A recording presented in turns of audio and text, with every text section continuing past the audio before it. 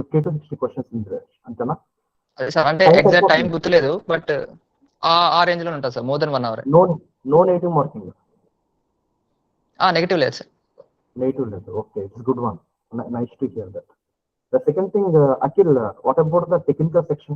ఇది అయిపోతే immediately we have a single technical section, అంటే second round sir? Second round. Okay sir, second round అయితే completely technical sir. 2 పేపర్లు ఉంటాయి. ఓహో, 2 పేపర్లు ఉంటాయి, ఓకే. ఒకటి అనలాగ్ సెక్షన్, ఇంకో డిజిటల్ సెక్షన్ అని చెప్పారు sir. Listen analogue and digital section, okay. కానీ మాకు మాత్రం 2 పేపర్లు ఇస్తా అని చెప్పారు, కానీ ఏం చేశారంటే 2 పేపర్లు కలిపేసి 3 hours ఇచ్చేసారు సార్, అంటే duration. It's completely paper based టెస్టా? Paper based test sir. మీకు క్వశ్చన్ ఇస్తారు, అక్కడే స్పేస్ ప్రొవైడ్ చేస్తారు, అక్కడ ఆన్సర్ చేయాలి. ఓహో, like descriptive type. And analog అయితే 11 క్వశ్చన్స్ ఇచ్చారు just. Okay. And 1.5 hour time ఇచ్చినట్టున్నారు. అండ్ డిజిటల్ కూడా సేమ్ అలాగే 15 క్వశ్చన్స్ ఇచ్చారు అండ్ 1.5 hour టైం. అంటే ఈ రెండు technical round 1 and 2 completely analogue electronics, and second one ఏంటి? ఫస్ట్ రౌండ్ మొత్తం అనలాగ్ సార్. అంటే ఫస్ట్ క్వశ్చన్ పేపర్ అది అయిపోయిన తర్వాత ఏదో బ్రేక్ ఇచ్చారు, మళ్ళీ నెక్స్ట్ రౌండ్ డిజిటల్ పెట్టారు sir paper.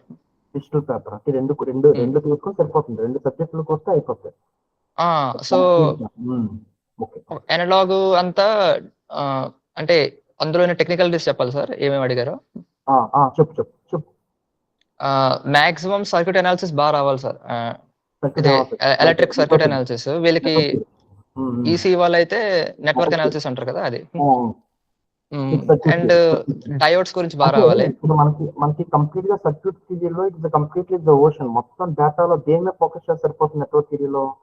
Like studies based analysis అని, అంటే థియరమ్స్ అని, లైక్ వీటిల్లో దేని మీద ఫోకస్ చేస్తే సరిపోతుంది? మాక్సిమం ఆర్సీ సర్క్యూట్స్, ఇంకా ఇది ఈక్వివలెంట్ రెసిస్టెన్సెస్ కనిపెట్టడం, రెసిస్టెన్స్ అది అవే అడిగారు sir. Maximum RC circuits, equivalent resistances కనిపెట్టడం, ఇంకా అంటే కంప్లీట్ గా అనలాగ్ ఎలక్ట్రానిక్స్, డిజిటల్ ఎలక్ట్రానిక్స్ అంటే ఇవన్నీ టచ్ చేసుకుంటూ పోవాలి. అది ఏమో అంటే sir circuit analysis is the base sir అన్నిటికీ, so it must be there. మేము ఎలాగో గేట్ కి సర్క్యూట్ అనాలిసిస్ బాగా ప్రిపేర్ అయ్యాం కాబట్టి మాకు అంత టఫ్ అనిపించలేదు. అంటే ఎలక్ట్రికల్ లెవెల్ కి బాగా యూస్ అవుతుంది sir. Circuit analysis will be more depth electrical వాళ్ళకి. సో సర్క్యూట్ అనాలిసిస్ పార్ట్ బాగానే చేసాం. తర్వాత డయోడ్స్ అని ఉన్నాయి సార్, ఎక్కువ డయోడ్స్ ఉన్నాయి. క్లిప్పర్స్, క్లాంపర్స్, కానీ ఇది ఏమంటారు దాన్ని, pulse digital circuits. Pulse and digital circuits లేదు sir. Just diodes different combinations లో పెట్టి ఏ రీజియన్ లో ఉంది డయోడ్, ఏది ఆన్ అవుతుంది, ఏది ఆఫ్ అవుతుంది, దాని వోల్టేజెస్ అంతా, ఏ కరెంట్ వెళ్తుంది, అలాగ అడిగారు సార్.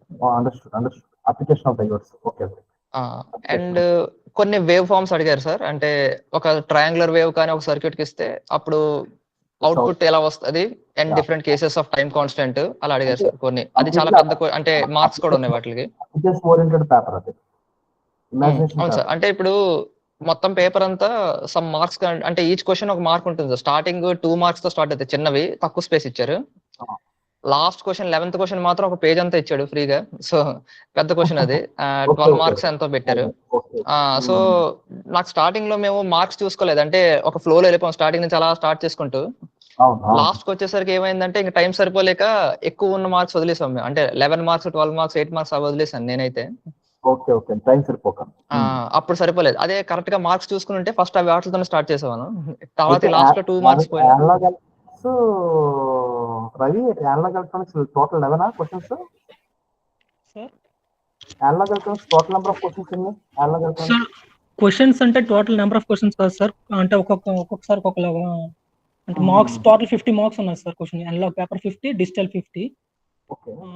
అనలాగ్ లోని మెయిన్ గా బీజేటీస్ మీద ఒక క్వశ్చన్ ఇచ్చారు సార్. మాస్ఫెట్స్ మీద అయితే అసలు టచ్ చేయలేదు. ప్రిలిమినరీ స్క్రీనింగ్ టెస్ట్ లో అయితేనే మాస్ఫెట్ గురించి ఉంది. తర్వాత సెకండ్ రౌండ్ లోని మాక్సిమం నెట్వర్క్ థియరీలోని DC transients, AC steady state analysis, and RLC circuits, like ఇంకా డయోడ్స్, మెయిన్ డయోడ్ సర్క్యూట్స్ చాలా ఎక్కువ ఇచ్చారు సార్. ఐడియల్ డయోడ్స్ కి నార్మల్ గా మాక్సిమం డిజిటల్ పేపర్ అయితే సార్ చెప్పండి సార్. ఇది అయిపోయిన తర్వాత TR1 TR2 అయిపోయిన తర్వాత నెక్స్ట్ ఏంటి, నెక్స్ట్ ప్రొసీజర్? నెక్స్ట్ ఇంటర్వ్యూ ఉంటుంది సార్ ఈ రౌండ్ సెలెక్ట్ అయ్యాక. ఓకేరా, ఇప్పుడు ఒక డౌట్, ఇది అందరికి థర్డ్ ఇయర్స్ ఒక డౌట్. సార్ చెప్పండి.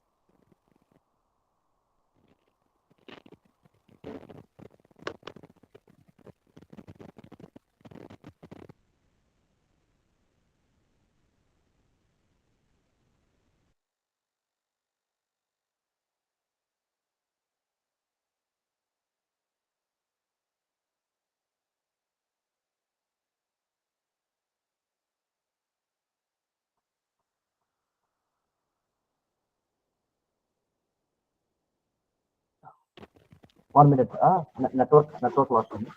చెప్పండి.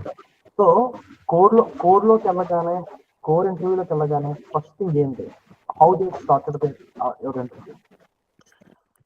ఇంటర్వ్యూ సార్ ఇంటర్వ్యూ ఎలా స్టార్ట్, లోపలికి ఎంటర్ అవుతాను? సో ఇంటర్వ్యూ అనడం కన్నా అది కూడా ఒక ఎగ్జామ్ లాగా అనుకోవచ్చు సార్. ఎందుకంటే ఒక మెంటర్ని ఇచ్చి పేపర్స్ పెన్స్ తెచ్చి డిఫరెంట్ క్వశ్చన్స్ అలాగా ఇస్తూ ఉన్నారు. Is it online or offline? Is it online or offline? ఆఫ్లైనే సార్, offline sir. Offline. Okay. Almost 6 hours వరకు ఉంది సార్ ఇంటర్వ్యూ మాకు. 6 hours? Yes sir. టెక్నికల్ కూడా టెస్ట్ చేశారు, తర్వాత మళ్ళీ హెచ్ఆర్. టెక్నికల్ అంటే డిజిటల్ అనలాగ్ రెండు ఒక క్వశ్చన్స్ ఇస్తూ ఉంటారు, అలాగా చేస్తూ ఉండాలి మనం. అలా 6 hours అంటే భయపడిపోతారు వాళ్ళు. కాదు సార్, నేనైతే 10:30కి ఎంటర్ అయితే ఈవినింగ్ 5:10కి వెళ్ళాను సార్ బయటికి. ఇదంతా జరిగింది మన కాలేజ్లోనే ప్రాసెస్ అంతా? లేదు సార్, జీవీపీలో జరిగింది. Okay okay okay. నాకు 2 days జరిగింది సార్ ఇంటర్వ్యూ.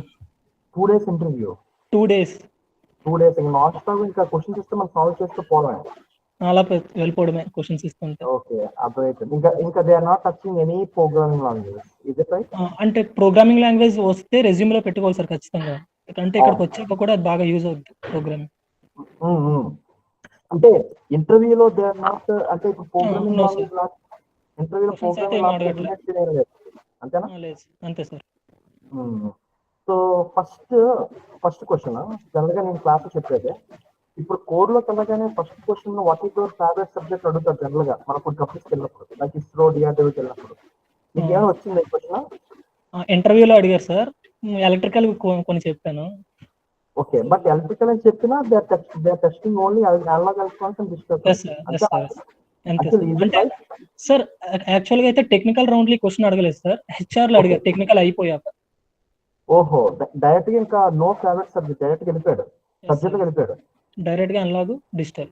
ఇదిగోనమ్మా జనరల్ గా నేను క్లాస్ లో మీకు చెప్పేది ఇస్రో అప్రాక్సిమేట్లీ 1.5 hours అని, ఇక్కడ మార్క్స్ సెలెక్ట్ అవ్వడానికి 6 hours అంట.